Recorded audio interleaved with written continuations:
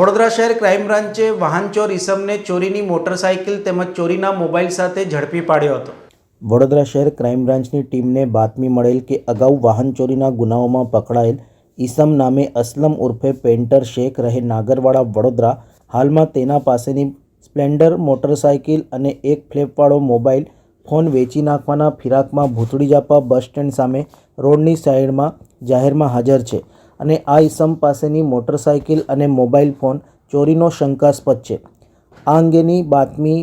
આધારે ભૂતળીજાપા bus stand સામે જઈ તપાસ કરતા સ્થળ ઉપર મોટરસાઇકલ સાથે હાજર ઈસમ ક્રાઇમ બ્રાન્ચની ટીમને જોઈ તેની પાસેની મોટરસાઇકલ ચાલુ કરી ભાગી જવાની કોશિશ કરતો જણાયો હતો, જેથી સદર ઈસમને તેની પાસેની મોટરસાઇકલ સાથે કોર્ડન કરી સદર ઈસમ નામે અસલમ ઉર્ફે પેન્ટર યુસુફભાઈ શેખ ઉંમર વર્ષ 36 હાલ રહે આમોદ ખુશ્બુ હોટલ સામે KGN ગેરેજ પાછળ જિલ્લા ભરૂચ મૂળ રહે કાગદીવાડ દરગાહ પાસે મચ્છીપેટ રાવપુરા વડોદરાનો હોય તેની પાસેથી એક ફ્લેપવાળો સેમસંગ મોબાઈલ મળી આવતા આ મોબાઈલ ફોન તેમજ મોટરસાઇકલના બિલ પેપર્સ અંગેના આધાર પુરાવા આ ઈસમ પાસે ન હોય આ ઈસમ રીડો વાહન ચોર હોય। આ ઈસમની સઘન પૂછપરછ દરમિયાન આ ઈસમ પાસેથી મળી આવેલ સ્પ્લેન્ડર મોટરસાઇકલ અટલાદરા ખાતેથી ચોરી કરેલાની અને ફ્લેપવાળો સેમસંગ મોબાઈલ